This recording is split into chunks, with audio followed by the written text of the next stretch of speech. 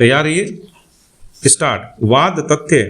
अपीलार्थी सीमा सुरक्षा बल बीएसएफ में सिपाही के पद पर सेवारत था तथा घटना के दिन भारत बांग्लादेश सीमा पर बमुतिया त्रिपुरा में तैनात था। विराम। दिनांक 5/6/2004 को जब वह सीमा पर पेट्रोलिंग पर था, एक नंदन देव नामक घुसपैठिया उसकी फायरिंग में मारा गया, जिसके लिए अपीलार्थी को सामान्य सुरक्षा बल न्यायालय GSFC के द्वारा BSF एक्ट 1968 की धारा 46 तदनुसार भारतीय दंड संहिता की धारा 302 के अंतर्गत दंडनीय हत्या के अपराध के लिए अभियोजित दोषसिद्ध और आदेश दिनांक 10/3/2007 के द्वारा आजीवन कारावास के दंड से दंडित किया गया, किंतु उसे सेवा से बर्खास्त नहीं किया गया। विराम।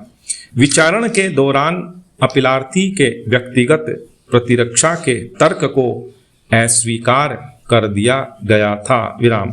उक्त आदेश के विरुद्ध अपीलार्थी की सांविधिक अपील को कन्वीनिंग ऑफिसर के समक्ष भी 4/4/2007 को निरस्त कर दिया गया। विराम। इस बीच भारत सरकार के समक्ष भी उसकी याचिका 19/3/2008 को निरस्त कर दिया। विराम। अंततः अपीलार्थी ने दिल्ली उच्च न्यायालय में एक याचिका WPCC नंबर 6709/2008 प्रस्तुत की, जिसे एक खंडपीठ ने आक्षेपित निर्णय आदेश दिनांक 3/3/2011 के द्वारा निरस्त कर दिया। विराम। अतः अपीलार्थी ने उच्चतम न्यायालय में यह अपील प्रस्तुत की। विराम।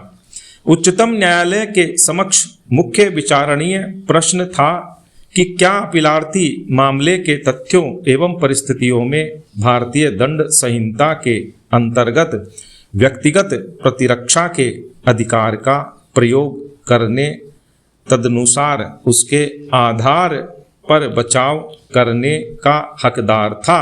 विराम। पहला निर्णय 1। हमारे समक्ष मुख्य विचारणीय प्रश्न है कि क्या अपीलार्थी मामले के तथ्यों एवं परिस्थितियों में व्यक्तिगत प्रतिरक्षा का प्रयोग करने के लिए हकदार था। विराम।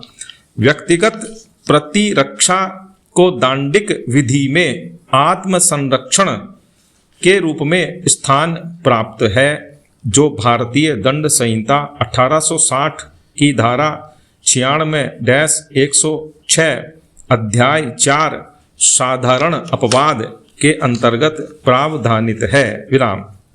भारतीय दंड संहिता की धारा 96 कथन करती है कि कोई बात अपराध नहीं है जो प्राइवेट प्रतिरक्षा के अधिकार के प्रयोग में की जाती है। मामले के तथ्यों एवं परिस्थितियों में यदि न्यायालय पाता है कि परिस्थितियां ऐसी थी कि व्यक्तिगत प्रतिरक्षा के अधिकार का प्रयोग किया जाना अपेक्षित था, तब ऐसे तर्क पर विचार किया जा सकता है। विराम। धारा 97 शरीर और संपत्ति दोनों की ही प्रतिरक्षा का अधिकार प्रदान करती है, किंतु धारा 96 से 98 और 100 से 106 के अंतर्गत अधिकार धारा 99 की शर्तों के अधीन है। विराम। धारा 100 के अंतर्गत उन परिस्थितियों का उल्लेख किया गया है जब शरीर की प्राइवेट प्रतिरक्षा के अधिकार का विस्तार मृत्यु कारित करने तक भी होता है। विराम। इस अधिकार का दावा करने के लिए अभियुक्त को अवश्य ही यह दर्शित करने में समर्थ होना चाहिए कि इस आशंका का एक युक्तियुक्त आधार विद्यमान था और उसे ऐसी गंभीर उपहति कारित होगी जो उसकी मृत्यु कारित कर देगा। विराम। धारा 100 के अनुसार यदि ऐसी आशंका गंभीर उपहति के प्रति है तब भी मृत्यु कारित करने तक का अधिकार व्यक्तिगत प्रतिरक्षा में उत्पन्न हो जाता है। विराम। धारा 102 के अनुसार शरीर की प्राइवेट प्रतिरक्षा का अधिकार उसी क्षण प्रारंभ हो जाता है जब अपराध करने के प्रयत्न या धमकी से शरीर के संकट की युक्ति युक्त आशंका पैदा होती है, चाहे वह अपराध किया न गया हो, और तब तक बना रहता है जब तक शरीर के संकट की ऐसी आशंका बनी रहती है। विराम।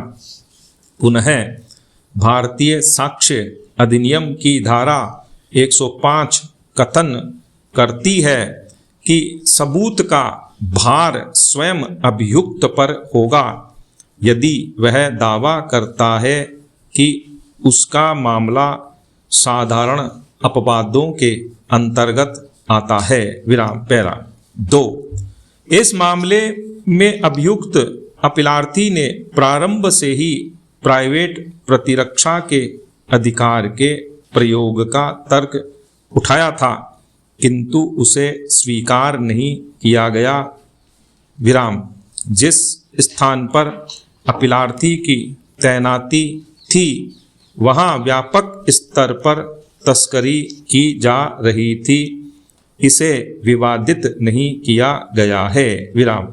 घटना के कुछ माह पूर्व ही सीमा पर तारबंदी ब्रैकेट में फेंसिंग की गई थी। विराम।